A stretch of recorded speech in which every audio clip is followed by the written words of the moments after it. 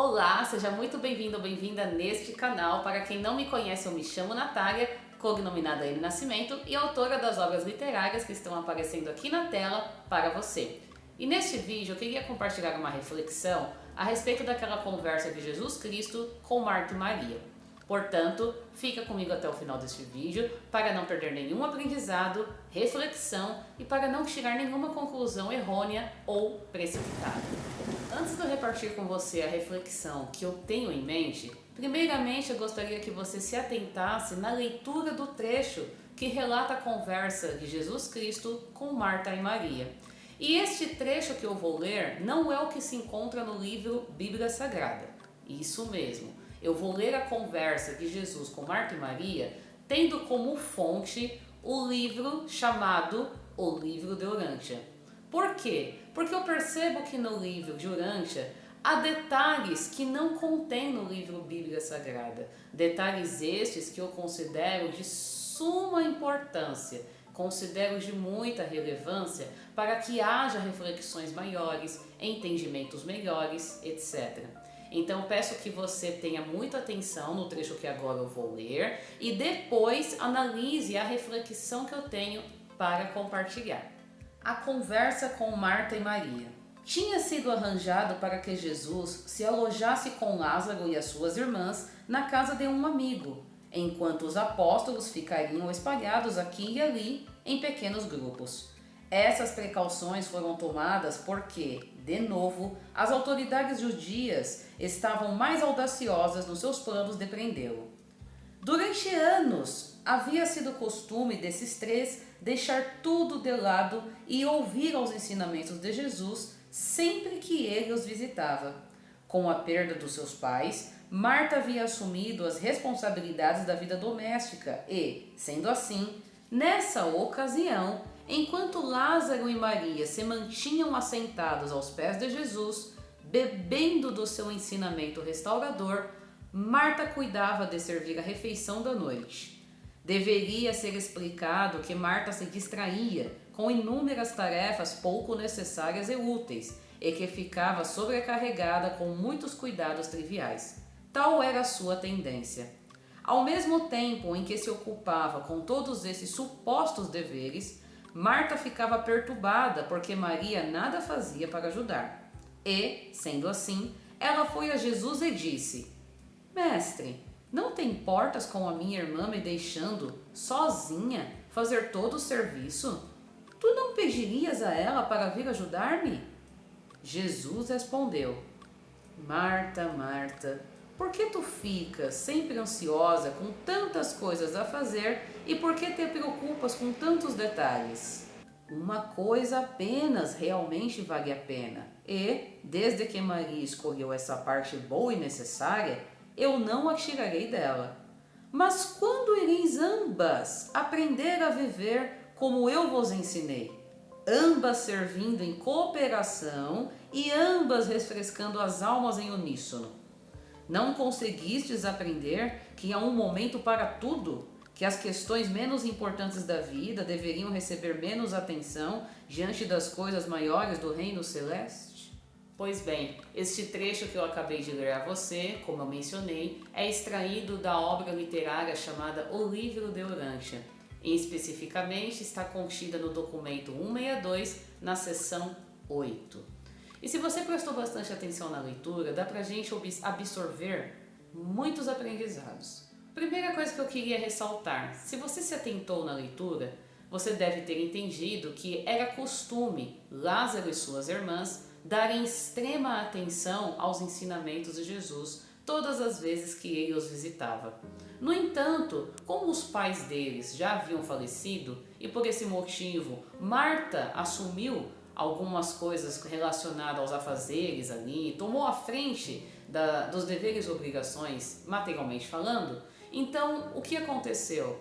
Quando Jesus os visitou nessa ocasião, Lázaro e Maria conseguiram se dedicar mais a ouvir os ensinos do que Marta, que estava atarefada com a refeição da noite, que estava atarefada com os afazeres domésticos.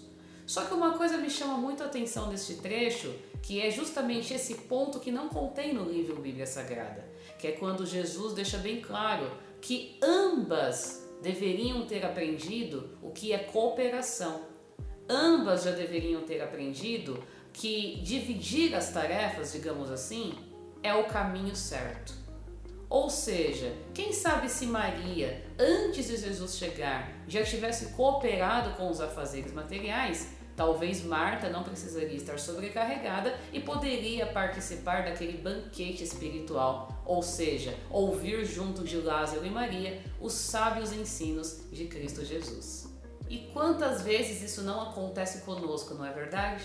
Quantas vezes a gente não fica sobrecarregado com determinados afazeres materiais e às vezes não sobra tempo para nos dedicarmos às questões do reino celeste, ou seja, a investigação, meditação, análise minuciosa dos ensinamentos que provém daquele que reconhecemos como o Pai de nossos espíritos.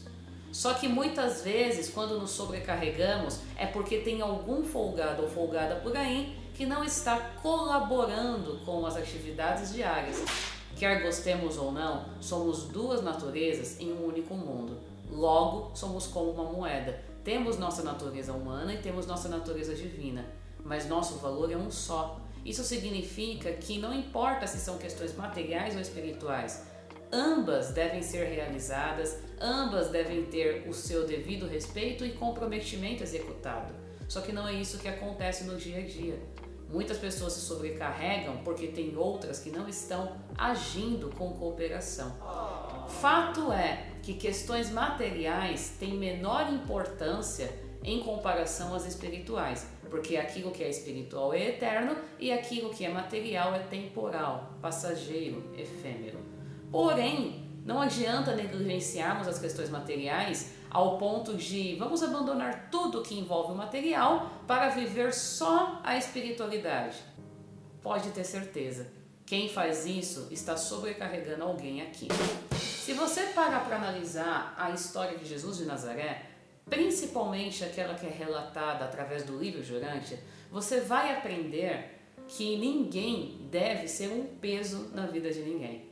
Você vai aprender que Jesus de Nazaré, por exemplo, ele trabalhava para ter o próprio sustento dele e para nunca depender de ninguém. Você consegue ver a importância de cada um cuidar de si? Jesus de Nazaré também deixou esse ensinamento, basta ver.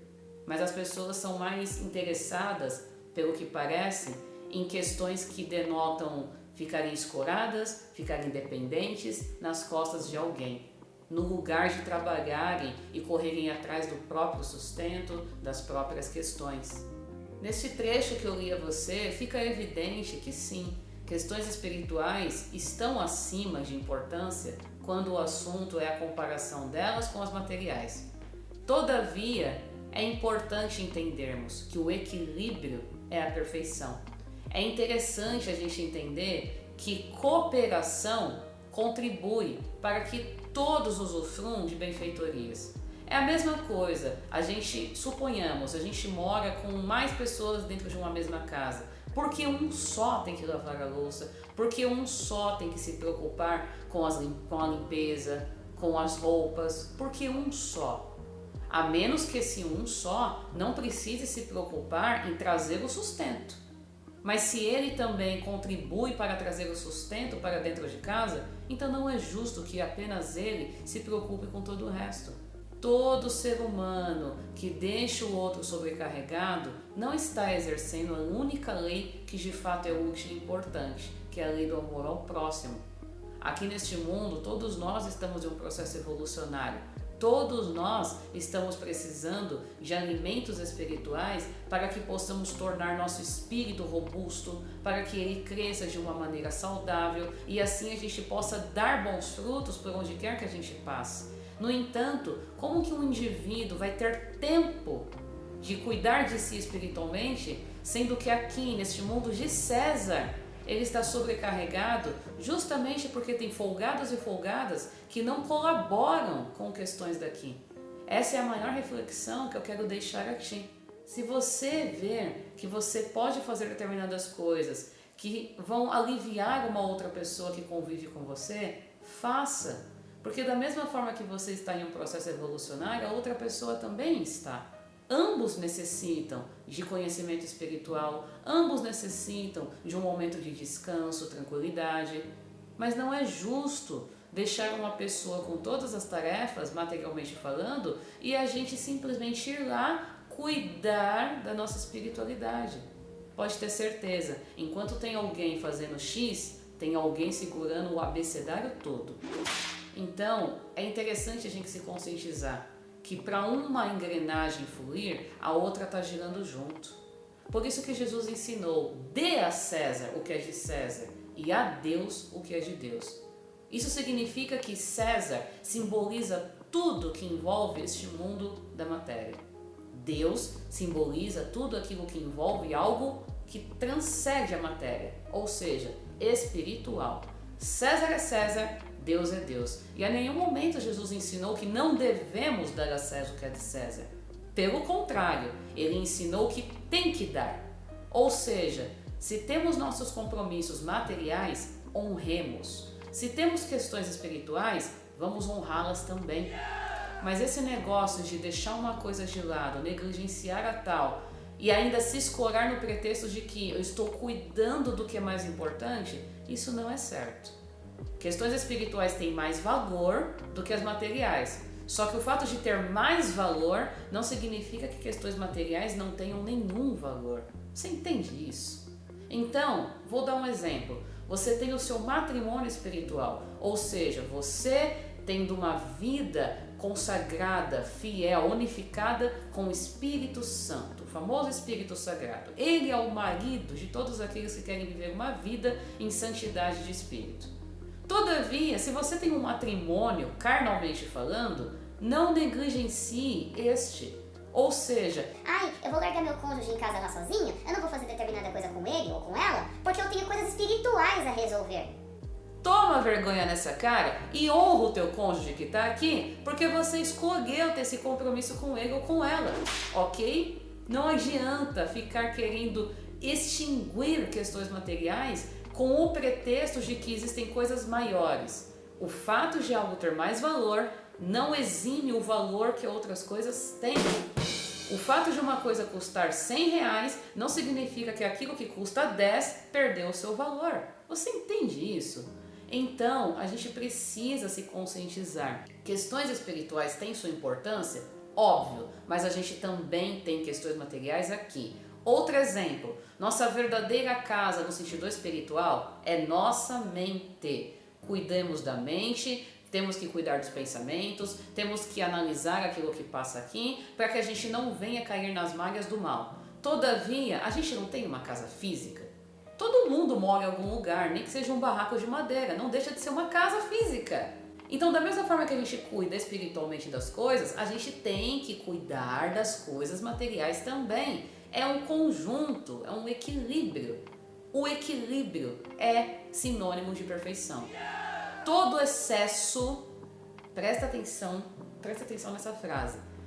Todo excesso esconde uma falta. Eu vou repetir. Todo excesso esconde uma falta. E o interessante é não termos falta em nada.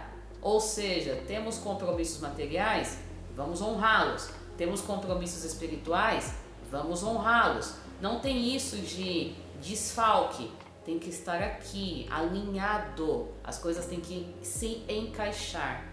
Assim, a gente vai conseguir manifestar com maestria a única coisa que tem poder de melhorar este planeta, que é o verdadeiro amor. E se você não sabe o que é o verdadeiro amor, aqui no canal tem esse vídeo falando um pouco sobre ele.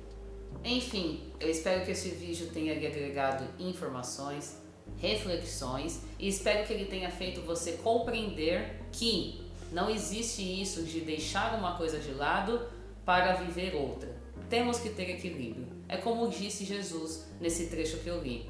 A quando que vamos aprender que tem que ter cooperação? Tem que ter esse tipo de ajuda, tem que ter união. A união faz a força e somos todos semelhantes em um processo evolucionário.